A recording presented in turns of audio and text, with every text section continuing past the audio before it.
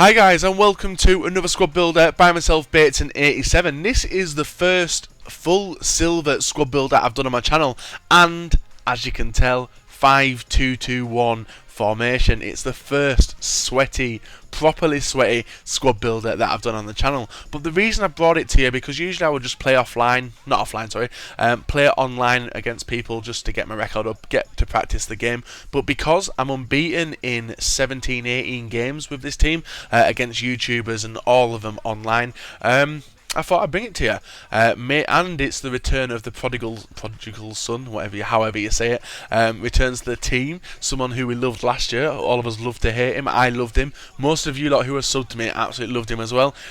We do make a return of him for FIFA 14.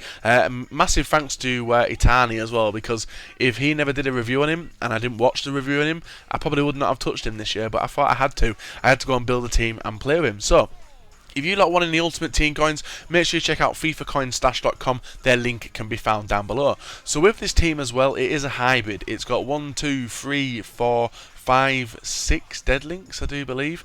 So it is a hybrid, but it's very interchangeable. Like, if you lot don't like one side, you can change it up for another side. And this is mainly how I'm going to be doing most of my hybrids from now on, I think. So what I'm going to do is build you the side which I've changed a few times and then finally found the one I liked, and it is a BPL silver. So let's set this up. Now, the goalkeeper we went with is Stockdale with the glove trait, and he plays for Fulham. He's a very tidy keeper, pulls off some decent stays when you don't expect him to, and is solid for a silver goalkeeper. You can't really expect much more. Moving on to the middle centre-back, and it is Corker. You lot will remember me last game, always going on about him as one of the best defenders on the game, and he still is an absolute rock in the centre of defence. Mind, with 5 at the back, you've got an absolute solid defence anyway, as long as you're playing the counter-attack system, which is what we're doing with a left-wing striker and a right-wing. So with Corker as well, his price has jumped up a lot from last year. He's about 10k now. Altogether, this team will cost you between 100 and 150k, depending on the time you do buy them, and the console also. Moving on to the right hand side centre back, it is Okora. He's one of the most expensive players in the team, bar some others, and I will tell you the expensive ones in case you want to change them out to make this team a bit cheaper and hopefully get the same the same experience with the team itself. So we've got him with a Sentinel chemistry card on him as well.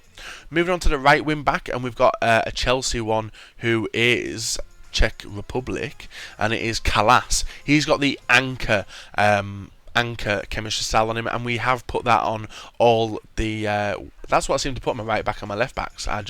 He just feels to work. It makes him a lot better in things I want him to do, really. I don't even know what the anchor chemistry style does do, but it seems to work a lot better than when they've got the normal cards on. Moving on into the centre midfield, and we have gone with Delph. He has got the catalyst trait on him. If you look at the stats of these players as well, like, we played 12 games with him because this is like a swap up. We got him for 8.5. He has medium attack work rate, which is perfect for 2 CMs, and he has high defensive as well, left footed, so if you're cutting him from the right, you can get a decent shot off him as well. Now moving up into the right wing, and we have Zaha. Gnabry could also fit in there, I do believe, but I've actually recently just seen him play for Arsenal. He seemed like a little whippersnapper. But Zaha with a Maestro trait on at right wing to run down the wing, get the crosses in if needed, and even cut inside with his 4-star skills. We only got 4 goals in 12 games with him, which is not good really. We did pay 24k. He's one of the expensive players as well, and he has 4-star, 3-star, and not bad work rates either.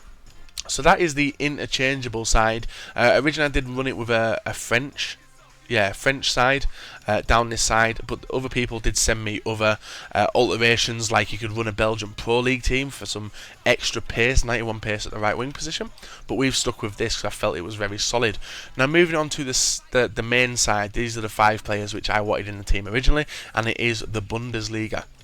So let's set up the parameters to Bundesliga and move on to that. So at the centre back position we have Kurchakov.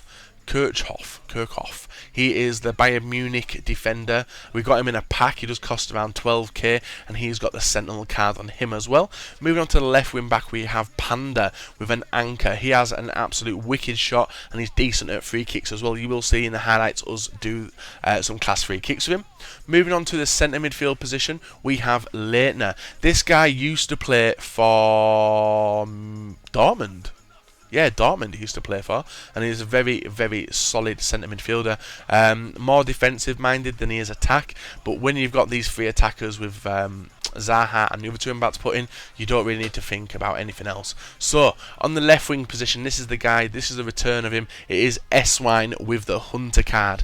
91 pace. If you run it in a straight line with him, he is fucking awesome. He is still as good as he is last year, even though he's a 71 rated left wing. But in the Bundesliga, there's loads of variations of people you can get at left wing, such as El Yunusi. He is a 4-star skiller if you wanted to add a little bit of flair. Now moving on to the striker to finish off this team, it is our man Malapa with a marksman, 84 pace, strong as shit.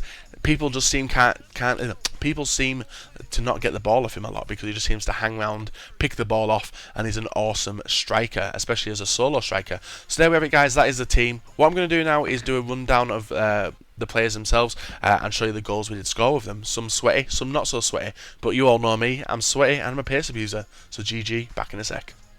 So we're back, guys, and these are the highlights. As you can see there, we're playing the counter attack. We got 3 on 3 here basically, but ESSWEIN just keeps on running and rockets it into the far corner. He is genuinely just as good as he was. So let's have a rundown of the team. We have Stockdale in net, very solid goalkeeper, seemed to save me a lot more times than I expected him to. And if you lot have used him or any of these players, let me know in the comment section below what you think of him. ESSWEIN especially, because I know a lot of people have gone with him and asked me why it's took me so long to get with him. Corker was fucking awesome. The height and strength of him seemed to nuzzle off even the gold teams, because as you know, guys, matchmaking on FIFA 14 is shit, hence the reason I run a bronze bench. Now when you're going to play games with silver teams, it's very difficult to match up with an even team in online single matches. But if you go and play Silver Cup, I don't find opponents, so I'm running with the bronze bench and this silver team. You lot may not like it, but unfortunately, if you can't beat them, you got to join them, and that is why I've started running the bronze bench. So with Kirchhoff as well, he is fucking class at headers on corners, and Akora has got the speed to go and catch any like loose balls where people seem to be running on. He'll just nuzzle them off and get it back. With the right wing back, he was quite unnoticeable, which is good, I suppose, because the only reason you start noticing defenders is when they make mistakes. Panda, he has a decent shot on him. I never got to use it apart from on free kicks, but apart from that, is a very, very solid defender.